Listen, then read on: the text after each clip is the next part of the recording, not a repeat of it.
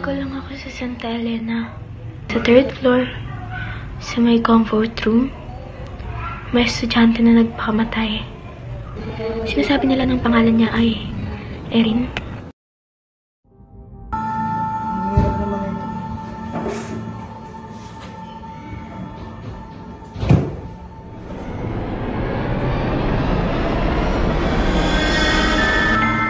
Pinagpapalit ko talaga sila ng uniforme.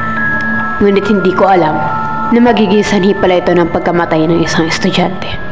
Ang pagkamatay ni Kiko.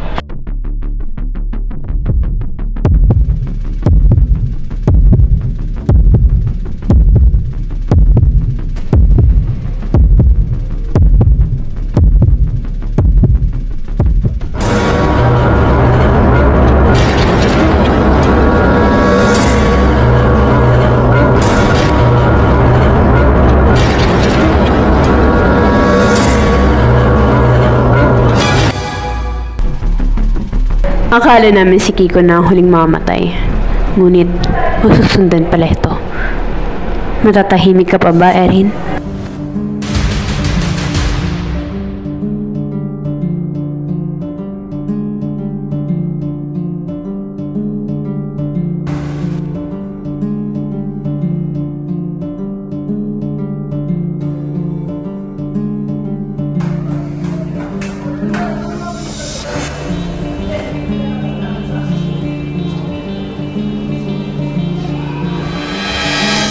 Sinabihan ko silang lumabas ng pares, pero wala pa ring sumunod.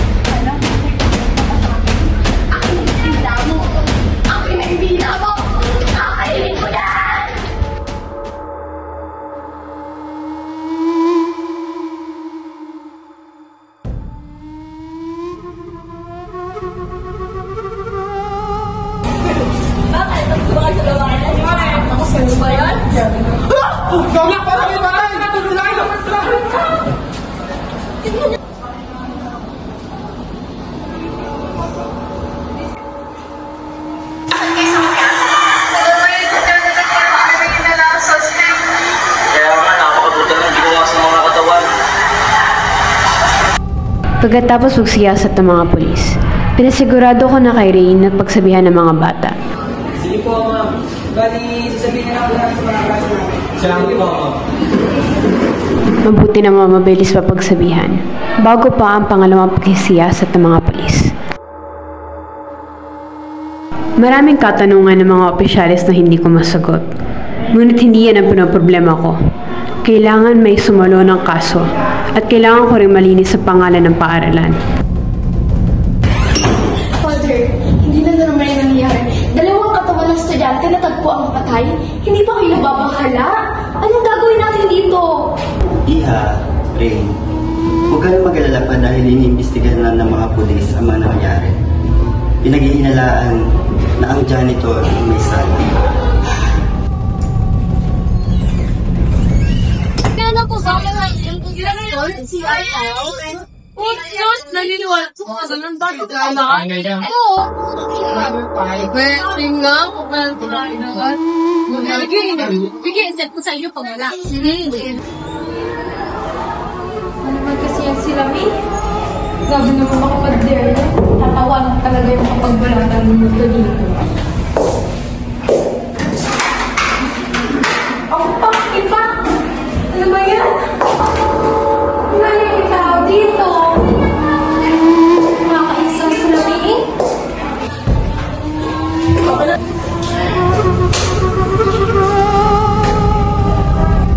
Right, pull your hatchets out.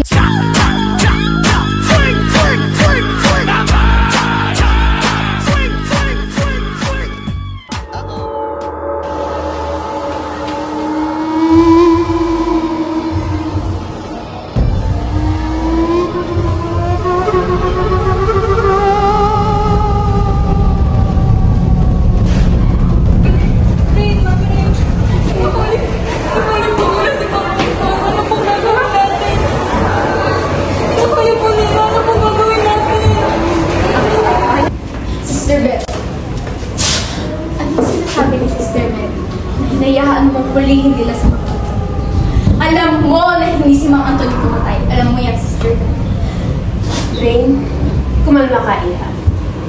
Tila ba't hindi ko alam kung ano yung mga sinasabi? Hindi alam ko ano sinasabi. Sister Beth, sa tagal niyong nagtrabaho dito ni Mang Anton, sa tagal niyong magkasama, alam mo na hindi niya magagawa yun. Kung papatay siya, bakit ngayon lang? Sister Beth, napamakaawa ako, Sister Beth. Rain, Iha, kahit lumuhod ka pa sa harapan ko, alam ko ang mga desisyon na ginagawa ko. Counselor Rain, alam mo hindi ako aabot sa ganitong posisyon dito sa paaralan kung wala akong tamang desisyon na nangyayari. Tamang desisyon? Tinatawag mo ang tamang desisyon mo? At tinatawag mo yung sarili mong madre? Madre na napakasinungaling. Tutulong ka lang sa kapwa mo. Tutulong ka sa paaralan natin, pero... Bakit rin? Meron ka bang nagawang tama? Hindi mo alam ang iyong sasagot? Ngayon, lumabas ka na sa lip ko ito dahil ako'y lalaki. Kinakausap ko kami. Kaya naman, bumalik ka. Kung alam mo na ang sagot sa katanungan. Kahit masisi ang isang inosenteng tao, basta tapagtakpan ko ang paaralan, masaya na ako.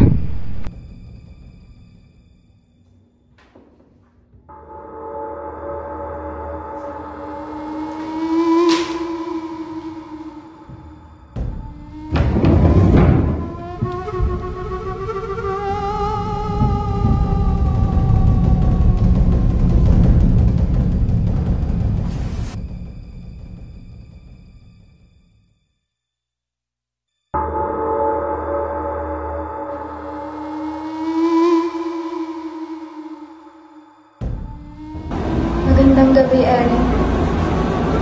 Kamusta ka? Anong nangyayari kay Erin? Nakita ka ba niya? Hindi ko sinasadya. Lahat sila natatakot sa akin. Natatakot ka rin ba sa akin, Miss Payne? Matakot? Parang tatay ko dati. Hindi rin siya natakot. Nakikita ko nga siya eh. Doon sa sulok. Nakatingin sa'yo. Sa atin. Saan?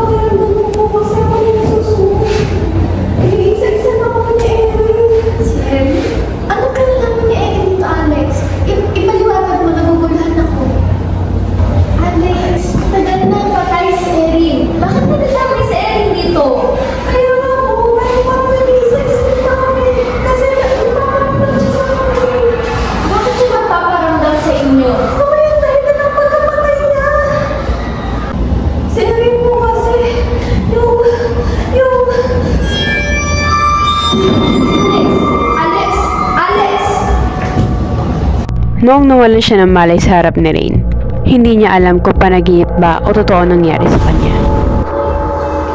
Anong oras to? Asan ba si Miss Erin?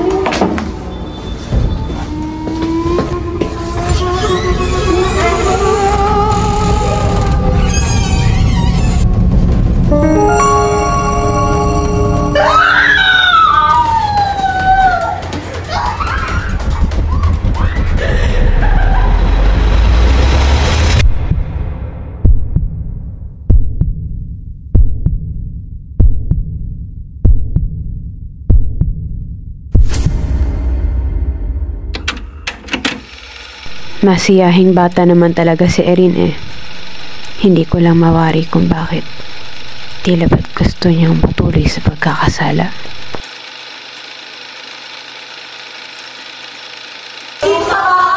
Wala ka nang ibang ginawa ko, di ba nag-WhatsApp, puro problema, binibigay mo sa akin, bisyo ka ng bisyo, hindi ka man lang umuwi dito, lagi mo na lang kasama mga barkad mo, hindi ka man naaawa sa akin, ha? Ang dami mong sasab, ang dami mong sinasabi.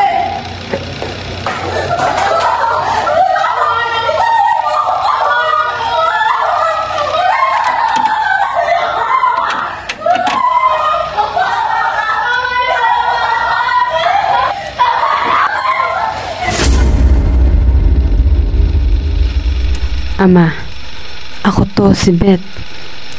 Patawarin mo ko.